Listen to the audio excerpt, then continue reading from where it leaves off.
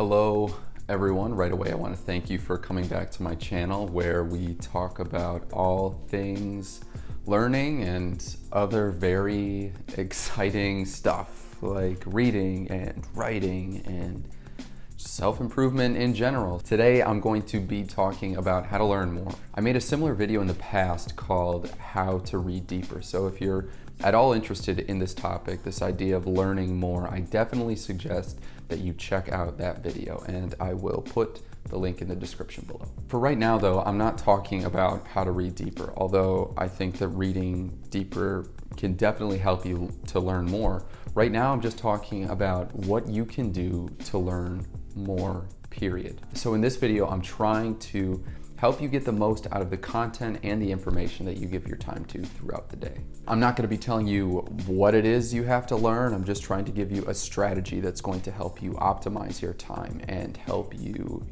move forward and get closer to accomplishing your goals and actualizing your full potential. If you have goals you want to achieve, goals that are motivating you to learn more, I think the most important thing you can do to actually learn more is to keep a record of the information you consume. All right, so first things first, what do I mean by keep a record of the information you consume, and why do it at all? When I say keep a record, I'm talking about a list. Put together a list of every piece of media you consume throughout the day. You can do this by hand, in a notebook, or on a computer, whatever is most convenient for you. And here's why making a list is, in my opinion, worth your time. If you're anything like me, you almost always have some form of media, moving through your head, whether it's a TV series, a YouTube video, a novel, a piece of music, it doesn't matter. What matters is the simple idea that we all consume a lot of information throughout the day, for better or for worse. Most of the time we watch a TV show or a YouTube video or listen to a piece of music, whatever, it isn't random. Most of the time, what we're watching has been presented to us by an algorithm. And I'll talk a little bit more about why I think that's so important now. So I'm not gonna do some deep dive here and get all sidetracked and start talking about, the dangers of algorithms, because that's probably, honestly, for another video. The real reason I'm even mentioning algorithms is to convince you that what you watch isn't random. Now, that probably seems obvious, but I'm gonna continue because I'm trying to make a point here, one that I think is really important when we talk about how to learn more. So the information you consume isn't random, because if it was random, an algorithm couldn't possibly predict what you're likely to be interested in. You couldn't get like 98% matches on Netflix, or there would be no YouTube suggested box. If there's literally one thing algorithms can do, it's predict what we're going to be interested in. Okay, so now why am I talking about algorithms and interests? What's the point? This is the point. Algorithms across every app are predicting what you're going to be interested in, which basically means that algorithms are keeping track of your behavior, of our behavior. And the reason algorithms keep track of our behavior is because the company that's designed it, or is at least employing it, wants to keep us engaged. The company wants to have some means, some method to predict what we find interesting so that it can, put more of what we might like in front of us. And, that keeps us using their app, which again, you probably already know. But I swear I have a point, so just bear with me. So we're talking about algorithmic predictions, and this is how we connect back to the idea of how to learn more. How do we learn more? We make predictions. We identify a goal that our life appears to be working toward, and we can do this with writing. Similarly, algorithms do it with data. They track our data and it charts some informational course forward. And that's kind of, obviously there's more science behind it, but it's enough to kind of, give us something that is likely to keep us engaged. That's kind of the course that's being charted. So for us, the consumers, we can use writing to kind of transcend the course the algorithms have us on. There's a way that writing can be used to direct our interests, to focus our sights on a single goal, so that as much of the information we consume as possible can be working towards some single goal that is likely to pay off in the future. So I've mentioned something like this in a video before about, what to write about, and I'm just going to give a quick rundown. I'll leave the link in the description. Write about what you want. Write about what you want your life to look like 5 years from now. If not write it, just think about it, envision it, and once you've done that, do this. Try to think like an algorithm would, at which, yes, it sounds silly, I understand. But I don't mean like try to predict what information you want to consume next. I mean have the presence of mind to understand that our interests are always guiding us. Understand that oftentimes the information we're consuming isn't being consumed randomly. It's usually the work of some multi-million-dollar supercomputers, and the fact that the information is being presented to us at all is miraculous. But my point is that if you want to learn more, you need to have the presence of mind to understand that there's a strange way in which all of the content you consume across every platform is essentially working toward one end. And the end is controlled, it's governed by the algorithm. That's why I've been talking about it for so long in this video. The end that the algorithm is working toward is entertaining you, which is kind of grim and ominous when I say it like that. But I think it's important because, if the end that the algorithm is working toward is entertainment, and what you really want to do is figure out how to learn more, the two are kind of put at odds with one another. And that's why it's so important to create some unifying long-term goal. The algorithms are trying to entertain us into what essentially approximates a state of comatose. They're trying to just put us to sleep, and that's probably not exactly what you want. At least it's not what I want. What I'm saying is this: everything the algorithm throws at us works toward the end of entertaining us, but it doesn't necessarily have to stop there, although I think that oftentimes it does. So what might be best to do is, first divorce your intentions, at least most of the time, from merely being entertained. Try to align some goal, whether it's short-term or long-term.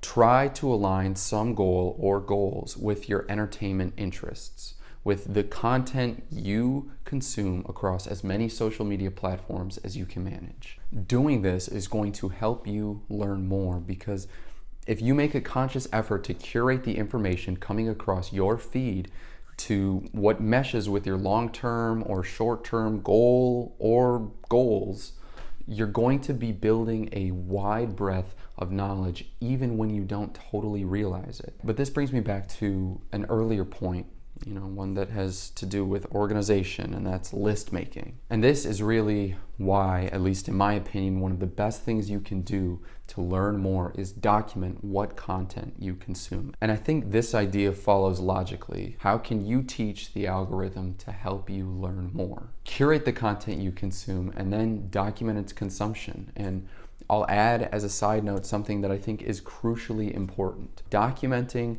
what content you consume is not the same as, taking notes the way you would in an academic environment, in like a history class, to give an example. I'm not talking about writing down the most interesting facts from, YouTube videos you watched, and I'm not telling you to watch TEDx talks for hours on end and remember the date that some loaded Silicon Valley executive got their wings. What I'm telling you to do is even easier than that. It's about really what I think is the easiest thing you can do when we talk about what you're writing down. Write down the titles of the content you consume. Just copy it down.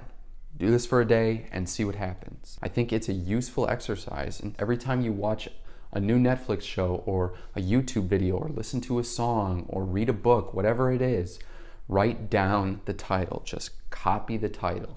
Make a list that outlines, your informational consumption throughout the day, and just do it based on, this title at 9 a.m., this title at 9:15. Doing this is going to be a huge help. And I know you might not think it's going to be a huge help, so I'm going to ask you to keep bearing with me and hear me out. Recording the titles of the content you consume can help you learn more in a big way. And that's because it helps us work around a problem that is embedded in many contemporary media platforms, and that problem is remembering. If you use Twitter, how many tweets do you see in a day? If you use Facebook, how many posts do you see in a day? If you use Spotify, how many songs? If Instagram, TikTok, YouTube, if you watch Netflix or Hulu or HBO or Amazon Prime TV, hopefully now you kind of get my point. Accessibility is a luxury as far as informational consumption is concerned. If you can afford a smartphone, you can plug yourself into the internet and you can just consume. You can learn almost anything. You can constantly be blasting information into your head. But when it comes to informational retention, when it comes to how to learn more, things get tricky. Because if you're anything like me, somebody could ask you right now, they could say your life depends on you being able to name 50% of all the digital content you consumed in the last 24 hours. Obviously, that's like a little silly, but it's to prove a point. The point is that the wheels would be spinning at like 10 or 15% of, all the content, the digital content that I've consumed in the last 24 hours. And that's why list making is so important. List making and trying to focus your informational consumption on a goal. So in summary, how am I telling you to learn more? The first thing is to find a goal worth organizing your life around and then try to match as much of the information you consume to your goal as you possibly can. Obviously, figuring out what that goal isn't easy. I'm not saying it's easy. If I could tell you what your goal should be, what the perfect goal is for you, believe me, I would love to be able to do that. I'd love to do it for everyone. I'd be a very, very rich man, and this would probably be a different video. Anyways, my point, figure out a goal, write about what you want, spend some time really thinking, and of all the information that you consume, try to consume as high of a percentage of information that's going to help you work toward your goal as you can possibly manage. Doing this, taking my advice, is going to make it so that even if you can't remember a fraction of the ideas that are being, propelled through your head throughout the day, that they'll be working towards some relatively similar and focused end. And that's what's most important. And the next thing you can do is document what information you actually consume. Whether you're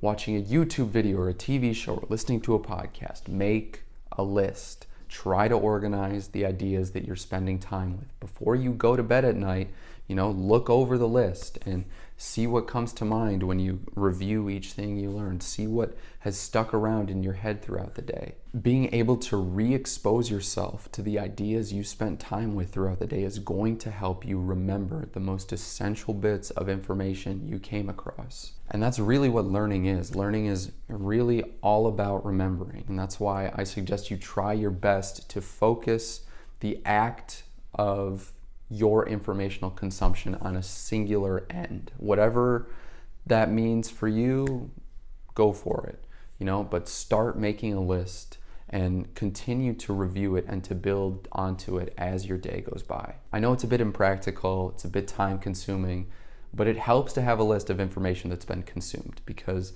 again, at the end of the day, you do have something to revisit, something to look back on, and that's going to help you learn more. That's how you can learn more. Okay, so with that, I just want to say thank you for sticking with me through this video. I know it was a lot. I always want to thank you, my lovely listener, my incredible viewer. If you enjoyed this video or found it useful or helpful or interesting or whatever, I ask that you please hit the subscribe button, hit the like button, and let me know what you think in the comments. Okay, thanks everyone. I appreciate you sticking with me again, and have a nice day. I'll see you next time.